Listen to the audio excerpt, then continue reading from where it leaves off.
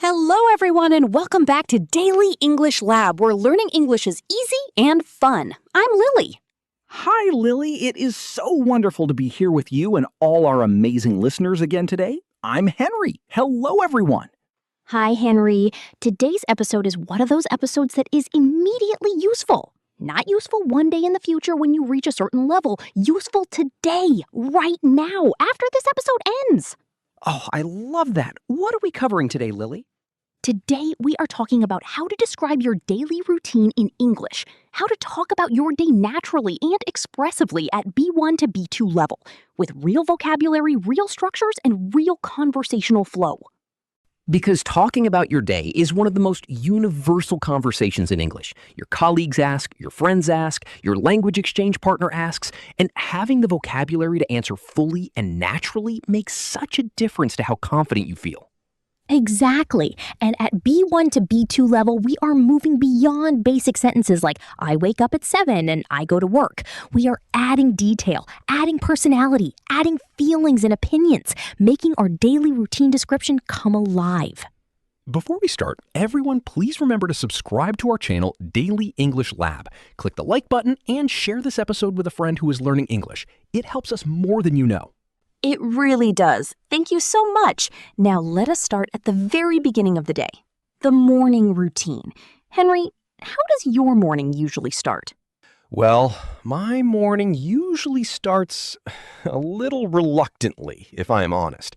My alarm goes off at 6:45, and I have this terrible habit of hitting snooze at least once, sometimes twice. Hitting snooze. What a universally relatable habit. To hit snooze means to press the button on your alarm that gives you a few more minutes of sleep before it rings again. Yes, and reluctantly is such a good B2 word. Reluctantly means without enthusiasm, not wanting to do something but doing it anyway. I reluctantly got out of bed. I reluctantly accepted the invitation. Yes, adding adverbs like reluctantly to your daily routine description immediately lifts it to a higher level. Not just I woke up, but I reluctantly dragged myself out of bed. Dragged myself out of bed. That is such a vivid expression. Like your body is so heavy and reluctant that you have to physically drag it. Very expressive and very natural. What do you do once you are actually up, Henry? The first thing I do without fail is make coffee. I cannot function before my first coffee. I am basically useless until that first cup kicks in. Without fail means every single time. Without exception, it always happens. The first thing I do without fail is check my phone. She calls her mother every Sunday without fail. And kicks in means starts to have an effect, not immediately, but gradually. After about 10 minutes, the coffee kicks in and my brain starts working properly. Kicks in is such a natural phrasal verb. The medication kicks in. The music kicks in. The motivation kicks in. When something begins to work or take effect. After coffee, I usually jump in the shower. I am a morning shower person, as opposed to an evening shower person. I find it wakes me up and gets me ready mentally for the day ahead. Gets me ready mentally. Adding mentally to that phrase is great B2 vocabulary. Not just physically ready, but mentally ready, in the right headspace for the day. In the right headspace? What does that mean? Headspace means your mental state, your psychological readiness. When you are in the right headspace, you feel focused, calm, and prepared. When you are not in the right headspace, you feel scattered, anxious, or unfocused. Scattered is such a good word for that feeling.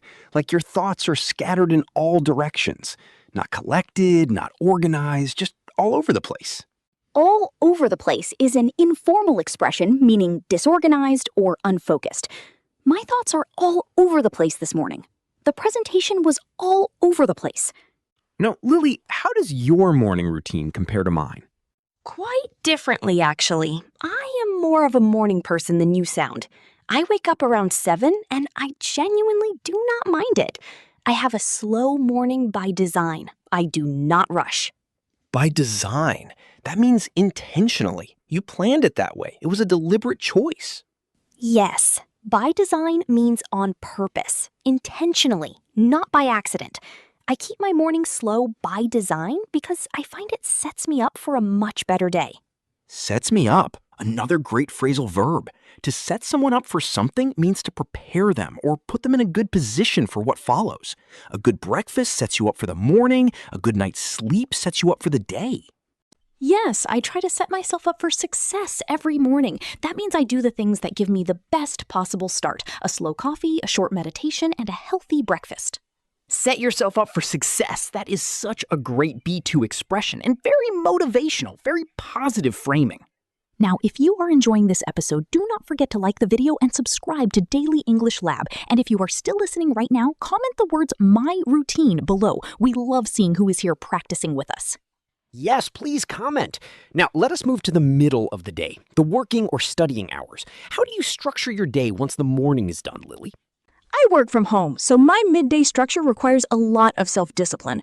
I try to start work by 9. I find that if I do not have a clear start time, the morning just bleeds into the afternoon and nothing gets done. Bleeds into. What a vivid expression. One thing bleeding into another means the boundary between them disappears. The morning bleeds into the afternoon. Work bleeds into personal time. The boundaries dissolve. Yes. And "nothing gets done" is a very natural and honest phrase. Not "nothing was accomplished" or "nothing was achieved." Just simply "nothing gets done." Very conversational. What does your work block look like, Lily? I work in focused blocks of about 90 minutes. Then I take a proper break, not a scrolling on my phone break, an actual break. I make tea, step away from my screen, and give my brain a genuine rest. Focused blocks. Working in blocks means dividing your work time into defined chunks with breaks in between. This comes from productivity research. 90 minutes is actually a natural rhythm for human concentration. Yes, and the distinction between a scrolling break and an actual break is so important. Scrolling on your phone is not rest. Your brain is still processing information. A genuine break means stepping away from all screens. Step away from my screen. That phrase is very modern and very relatable. We are all so attached to our screens that stepping away requires actual intention.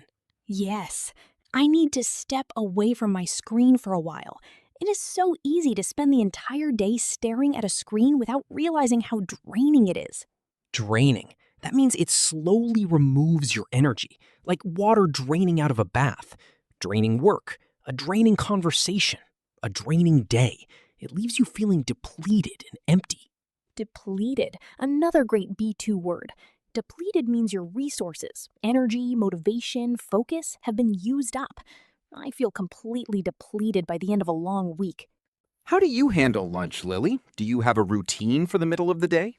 I try to have a proper lunch break, not eating at my desk. That is one rule I try to stick to. Eating at your desk while working means you get no real break. Your brain never fully switches off. Stick to. A phrasal verb meaning to follow or maintain something consistently. Stick to a routine. Stick to a budget. Stick to your plan. It implies discipline and commitment. Yes, I try to stick to my healthy eating plan. It is hard sometimes, but worth it. And never fully switches off. We used switch off before. Your brain needs to fully disconnect, not half disconnect. Now let us talk about the afternoon and evening, because the second half of the day often has a very different energy from the morning. Yes, there is actually a biological reason for that. Most people experience a natural energy dip in the early afternoon, around 2 or 3 o'clock, where focus drops and tiredness increases. Energy dip. A dip means a brief drop or decrease. An energy dip is when your energy level drops temporarily. Very useful vocabulary for describing how you feel at different times of day. Yes, I usually hit a wall around 3 in the afternoon. Hit a wall means you suddenly feel like you cannot continue. Your energy and focus just stop. Hit a wall is such a powerful expression. Imagine running and suddenly hitting a physical wall. Everything just stops. I hit a wall at page 50 of the report and could not continue. I hit a wall in the conversation and ran out of ideas. And how do you get past that afternoon wall, Henry? For me, it is a short walk. Even 10 minutes outside completely resets my energy levels. Something about fresh air and movement just breaks through that afternoon fog. Afternoon fog. That is such a vivid description. Your brain feels foggy, not clear, not sharp, just heavy and slow, like fog blocking your vision. And breaks through. To break through something means to push past a barrier, break through the fog, break through the tiredness, break through the creative block. It implies effort and success. Now, let us talk about the evening, the wind-down part of the day. Henry, how do you typically spend your evenings? I try to be quite intentional about my evenings. I finish work by 6, and I have a rule about not checking work emails after that. That boundary is really important to me. Setting a boundary. Boundary is such an important word in modern English. A boundary is a limit you set to protect your time, energy, or well-being. Setting boundaries at work, healthy personal boundaries, respecting someone's boundaries. Yes, and intentional. We used this word in our Golden Rules episode. Being intentional means doing things on purpose, with awareness. Not just letting life happen to you, but actively choosing how you spend your time. How you spend your time. Such a meaningful phrase. You spend time the way you spend money. It is a resource, and how you spend it reflects your priorities. After work, I usually cook dinner. I find cooking quite meditative, actually. It is one of those activities where you are focused on something physical and creative, and your mind gets a chance to rest from the day. Meditative, from the word meditate. Meditative means having a calming and focusing effect similar to meditation. Some people find running meditative. Some people find gardening meditative. Some people find cooking meditative. And your mind gets a chance to rest from the day. Not from work specifically, from the whole day, all the decisions, interactions, stimulation, everything. Stimulation. All the things your brain processes throughout the day. Screens, conversations, decisions, information. By evening, your brain has processed enormous amounts of stimulation and needs to decompress. Decompress, like a diver coming up from deep water slowly to release the pressure. Your brain needs to slowly release the pressure of the day. Decompressing means allowing yourself to gradually relax and unwind. Unwind is another beautiful word for the same idea. To unwind means to slowly relax after tension or stress, like unwinding a tightly coiled spring. I need some time to unwind after work. And what does your evening wind down look like, Lily? I try to read for at least 30 minutes before bed. No screens for the last hour, if possible. I find that reading genuinely helps me transition from the busyness of the day to a restful state of mind. Transition, to move from one state to another. Transition from work mode to rest mode. Transition from day to night. The word transition implies a gradual and deliberate shift rather than an abrupt stop. Yes, and restful state of mind. Not just restful body, restful mind. Because even when your body is still, your mind can be racing with thoughts. Racing with thoughts. Another vivid expression. Your thoughts are racing, moving so fast you cannot catch them or slow them down. I lay awake with my mind racing. I could not sleep because my thoughts were racing. Yes, good sleep hygiene is all about slowing that racing down before bed. Reading, journaling, limiting screens, anything that quiets the mind. Sleep hygiene. That is a modern term, meaning the habits and practices that promote good quality sleep. Good sleep hygiene includes consistent bedtimes, dark rooms, cool temperatures, and avoiding screens before bed. Let us do a quick final review of all the key vocabulary from today. Morning vocabulary: reluctantly, dragged myself out of bed, without fail, kicks in the right headspace, sets me up for success, by design. Work and midday vocabulary: self-discipline, bleeds into, focused blocks, step away from my screen, stick to, draining, depleted, nothing gets done. Afternoon vocabulary: energy dip, hit a wall, afternoon fog, breaks through, resets my energy levels.